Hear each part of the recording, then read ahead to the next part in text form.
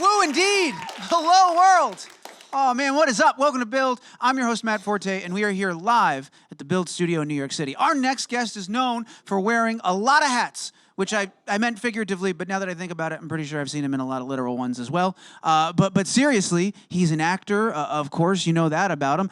He's a filmmaker, a director, a painter, an author. He's got a children's book, Rumple Buttercup. And naturally, as an objectively handsome dude, he's done some modeling as well. Yes, we can whistle for that. The show you most likely recognize him from, Criminal Minds on CBS, it's just celebrated its 300th episode, is in its 14th season. Yes, applaud. It's amazing. Yet again, he's directed another installment for the series this year. The episode's called The Tall Man, and it airs on what better day? Halloween night, October 31st. Look, I could keep going with all the amazing stuff he's got going on, but I want to leave some actual time for us to sit down and talk. Ladies and gentlemen, Dr. Spencer Reid himself, the great Matthew Gray Gubler is here. How about that, huh? Yeah? I see your cell phones are poised. You're ready. He's going to be out here in just a second. I won't let you miss it. I promise, okay? We're going to bring him out in a moment, but before we do, I believe we have a peek at the show. So let's go ahead and let's run that clip. This process is called eye movement desensitization and reconditioning. And all you have to do is focus on the movement of the metronome and the sound of our voices. Okay, let's go back to the last thing you remember in his lair. I don't want to. Nothing bad's gonna happen to you, Allie. You're safe, okay?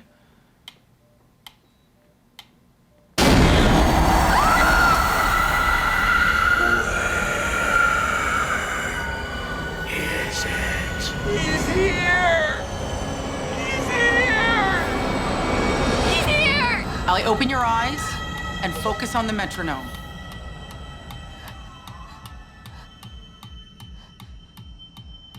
Now help us find your friends. Describe the room. There's the door that he came through. It's like I'm in a tunnel or something. There's windows along the walls. But they're covered in this weird cloth. Allie, what's on the ceiling?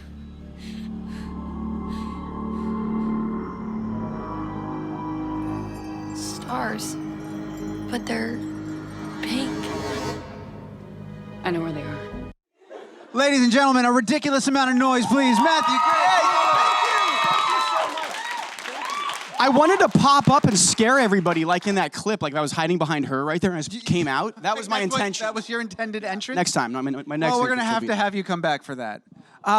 Dude, congratulations. There are so many great things going on in your life right now. Thank you so I'm much. so Congratulations. You look great. I love your Donald Duck sweater. Wait, thank you. Yeah. I love your Halloween sweater, your little thank pumpkin you. sweater. This is Oh, wonderful. thanks. I would expect nothing less. Actually, the one thing I was surprised by, I love this. You are perpetually ready for press. You have your own mug that you travel with. Dude, I always try to carry, it's funny, people think I drink a lot of coffee, which I guess technically I do, but it's more that I drink it so slowly. I've been drinking this coffee since last Thursday, and I sort of walk around, it's sort of like having a bottle nearby. Do you, and is A milk bottle. Does it not like start? yeah. Do you start? Which is iced? infinitely weirder than if I said Jack Daniels, but I meant like, yeah, I don't know. Somehow it is. Do you start iced knowing it's going to take so long for you to finish it, so there's no temperature? I start piping hot. Okay. And then it eventually turns into like sort of a humid bog tasting coffee. And then it slows into the cooling coffee, which I like it all. I like all coffee. I want to do 30 minutes just on your coffee drinking habits. If we can do that, I want to get into that.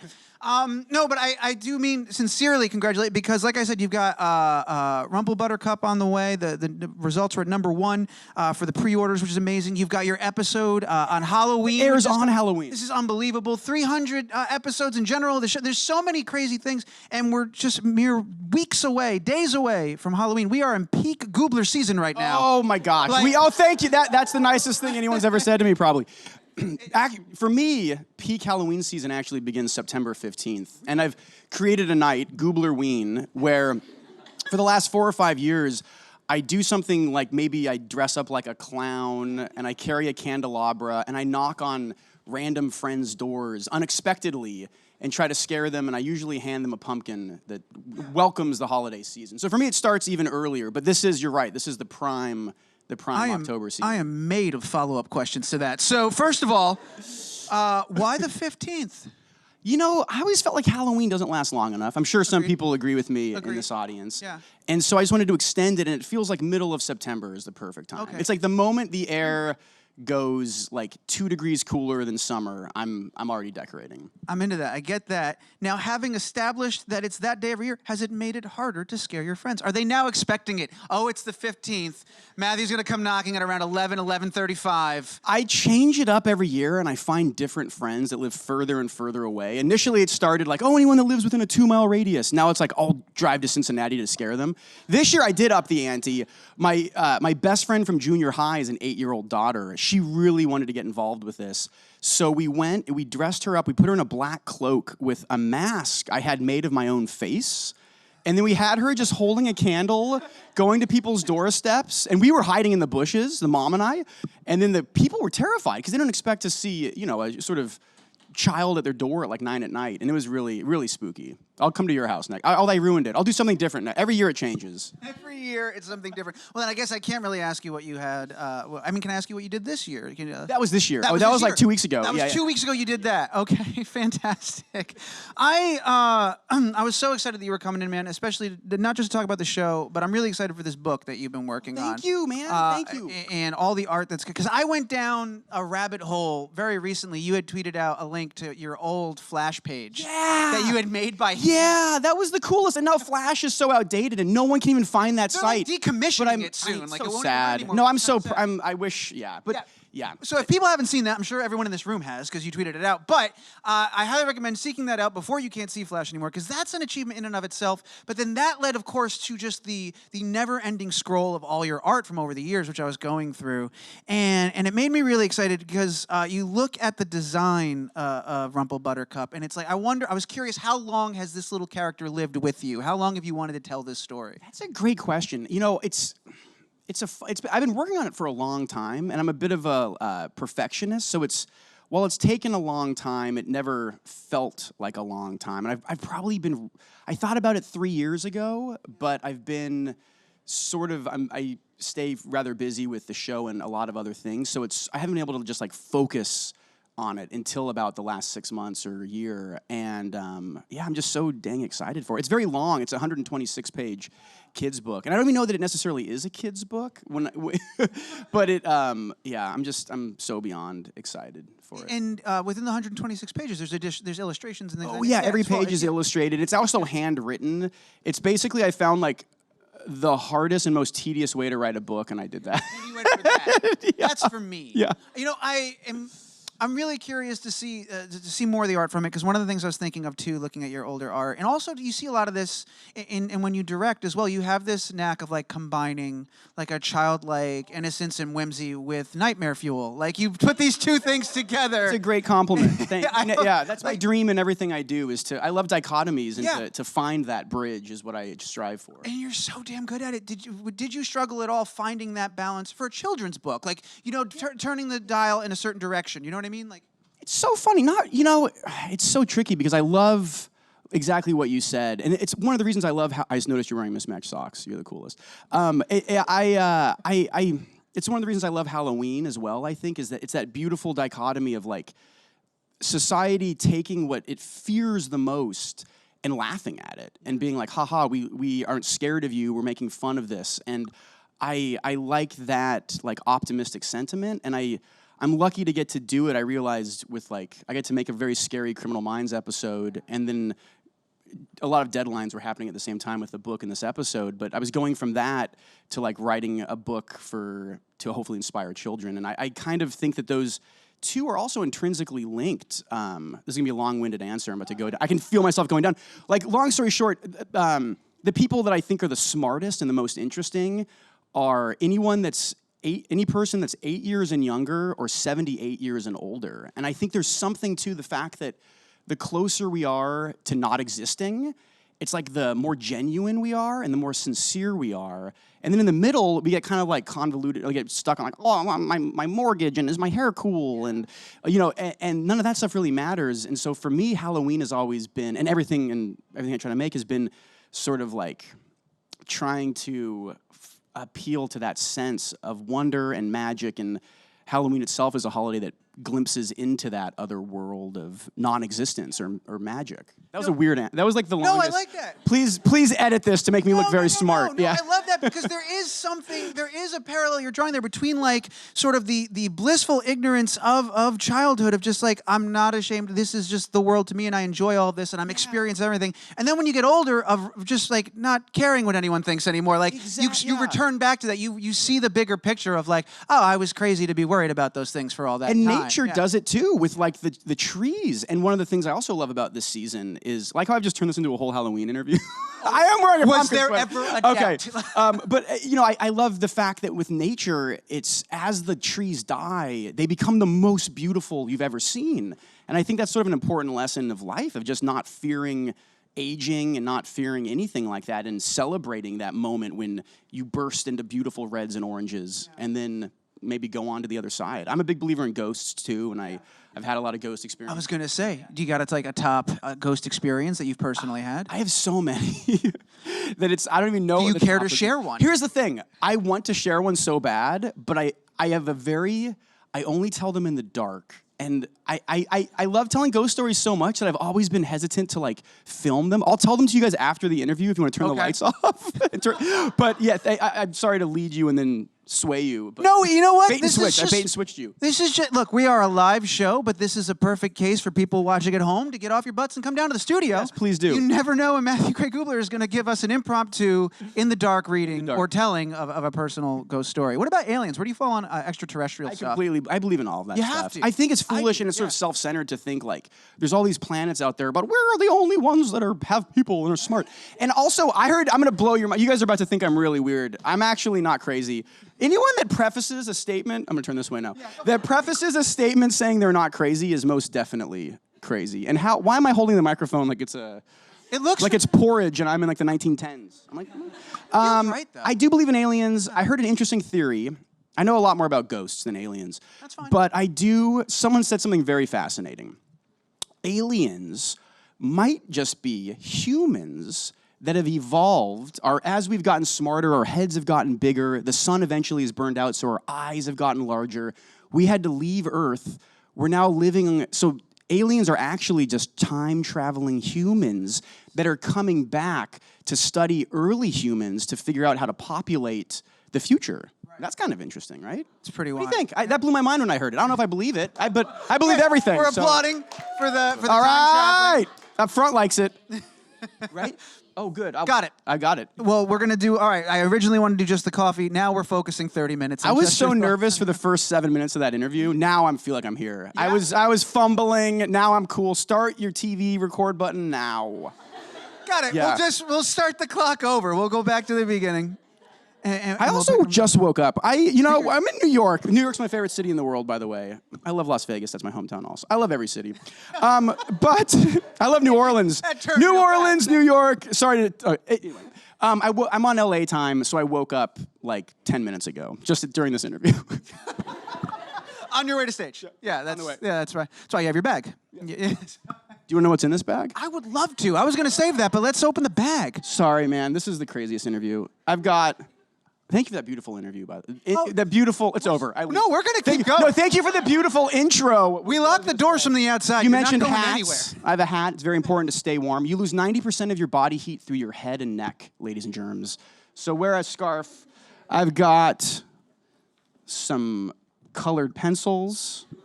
I've got, of course, a gourd. Want a gourd? Who wants a gourd? Wait, you right there. Wait. Oh, alien girl. Oh my gosh! What if I poked your eye out now? I would feel so bad. Thank you. Be careful with that. That's a long tip. Oh, don't worry about this. I don't want to show it to you guys because it's not the finished version, but I'm going to give you a little sneak peek. Oh, my goodness. It's the cover of my book, which is not, the color is not quite perfect yet, but just know it's in here. Let me ask you a question. Yes. You can't show us the cover. Wait, last. Would you open up to a random page? Well, thing. It's literally, I'll show you the back. Show us the back? It's only the cover. This is an Like, exclusive. This is it. Hope you guys like it. All right. Oh my gosh. Don't freeze frame that. Don't tell anyone don't tell Random House I showed that. That's top secret. Oh my gosh. Wait, I tweeted it. What am I saying? You guys already saw that. Also, walnuts, omega-3s, a journal, And last but not least, guys, I highly recommend, if you, like I'm talking to the microphone here, but it's actually, one of the finest works of literature in general, Ray Bradbury's Something Wicked This Way Comes. Masterpiece of a book. If you love October and you love reading, you'll love this book. Is that a book you find yourself going back to every October? Is it Yeah, like your yeah. October? Yeah, for sure. Like every other October. I'm going to ask you something that may be deeply personal. You could say no. No. Do you want? Okay. Yes. No, yes. You want some of this? Yeah, can I have some walnuts? No. You want some? That was my deeply personal question. See what's in here? Could Let me we look. could we take a peek inside? Let me peek. I'm very shy. Yeah, please. Like, I'm very shy. Don't. I got mismatched socks and an orange sweater, but I'm so shy. That's my impression of me. I look like Hilary Swank's corpse if it was dead for 3 days. I looked in the mirror. I love Hilary Swank. I get compared to her often by people. I look like if she passed away and they found her corpse 3 days later. That's what I look like. I'm lacking sleep. I just got over a cold. But if you were going to be a celebrity corpse, you could start in a lot worse places than Hilary Swank. You know what I mean? thank Like you. that's a great. That's not a bad corpse to be. Some little kid honestly came up to me and was like, "You're from the movie." I don't have anything here. Okay, that's fine. That's fine. And thought that I was Hilary Swank. Like not too. That was a long time they ago. thought you- She was like, "You're from the movies," and I'm like, "Matter of fact, I am." And she's like, "Can I have an autograph?" And then as I was signing it, she said, "Boys don't cry," and I realized that she thought I was Hilary Swank. Yeah. Were you weeping while you were signing? I They was were just yelling so at you? happy. I was like, "Oh my gosh, that's very nice." That's a compliment. I want to. God, I'm having a lot of fun, but there are some things I really want to ask you about. Specifically, so we mentioned that the episode you're directing is coming out on Halloween. We know that. We've established that. But the directing process in general, I'm really interested in, especially your perspective, because I had on the show a little while ago, Kevin Smith was here. He's done some episodes of Supergirl. I love Kevin Smith. He's so great. And he had a really interesting perspective on directing television. You know, he would walk into a show like that, and he's like, look, it's a big machine, and I get to do some stuff, but they already know how they work, and you're there to kind of move things along. And I was thinking, you've been a part of this big machine since day one, so you know how to push it. You know the limits, right? So I wanted to know your side of directing this show that you've been a part of for so long, and what that experience is like for you. Hey, that's a great question. I feel so fortunate because I've been on the show since the pilot, and because I studied directing. That's why I came to LA, was to pursue that, and I got fortunate enough to become an actor, which gave me a whole other glimpse into that side.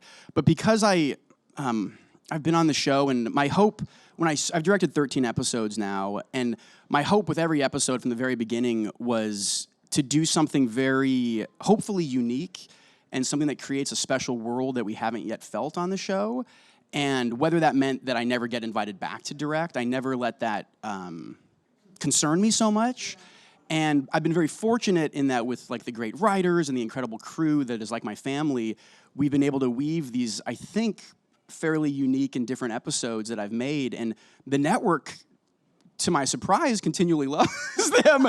So I've done more and more and more and more, and I'm very blessed to have like, and I almost feel guilty saying this, but it's like they're so nurturing, and we're such a symbiotic family that I have like total creative control there, and like there's different ways to direct TV, and you can be a director that comes in and spends the bare minimum time of 8 days in prep, 8 days shooting, 4 days in post, or you can be a meticulous lunatic and it takes me like 2.5 months to direct an episode because I'm involved, the writers and I get together beforehand, before the story's even told, casting I'm already doing before the thing begins, and then like I literally just wrapped this episode with the composers and adjusting the sound and making sure the color timing was right like 3 days ago. So I put a lot of time and energy into it, but it's what I love, and I like to think that it sort of translates to screen, and I'm so excited. I love them all. It's funny. Everyone's always like, what's your favorite one of the 13? Every one of them is like a child to me, and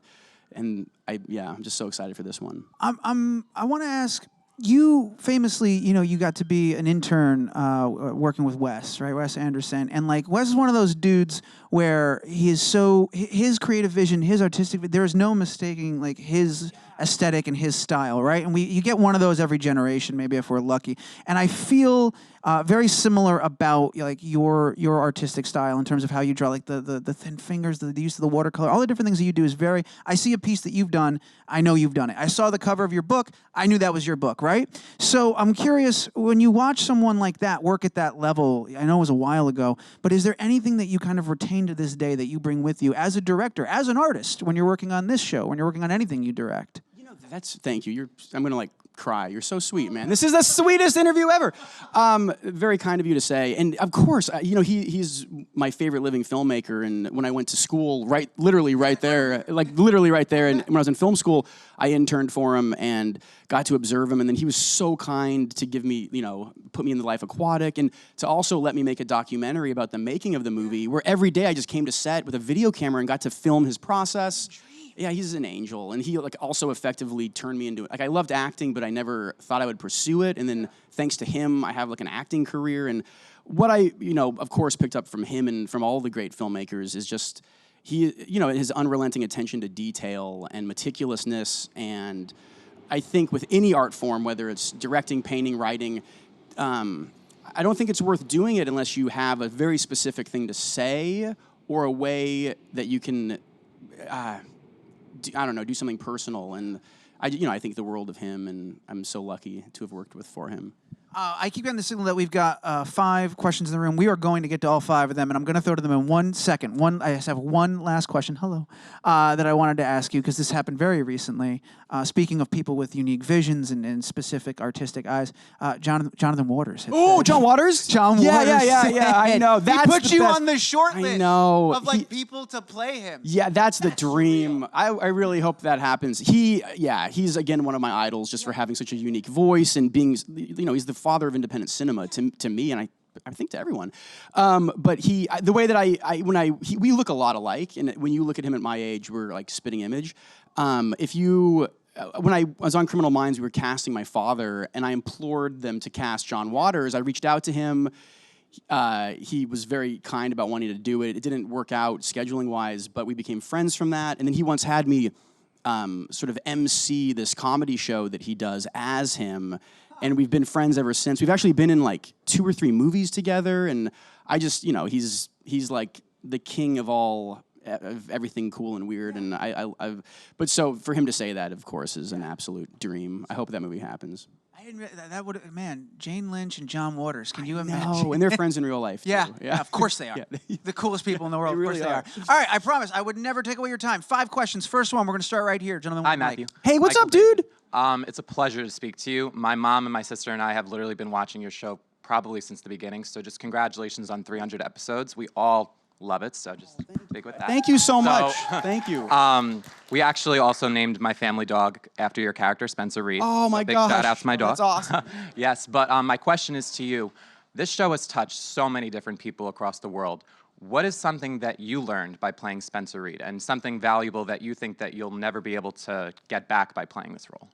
It's a great question. I've played him for so long. The show's been on the air so long that I wasn't even alive when it started. And that's a weird one. I'm going to stick with that joke. I'm going to use that again somewhere. I'm going to word it better next time. But I know, it's funny. I look up to him in a weird way. And I've learned,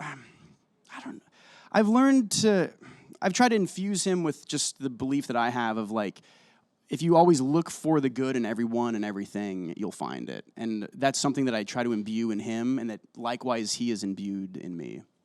That was a perfect answer. Thank you. Thanks for the question. Absolutely. We got a few more next questions right over here. Hey, I like that lavender sweatshirt. Oh, thank you. I love your sweater. It's much cooler than mine. Oh, no, I don't know. I have more of a fun question for you. If you could create, with your art, obviously, a tattoo for Spencer Reid, what tattoo would you create? It would be a tramp stamp that says Zugzwang. Terrible. I know. No, it would not be that. But it would be the golden ratio. It would be something with a Fibonacci sequence or something, probably. That's a great question. Yeah. Thank you. I'm very excited for your book. Oh, thank you so much. We got another one coming. It looks like it's going to be right in the front row, blue couch. Hi. I just want to say I've been watching the show since I was 10 years old, so I've literally grown up with it. Yeah. And I'm trying to be an actor, and you actually inspired me to start writing as well.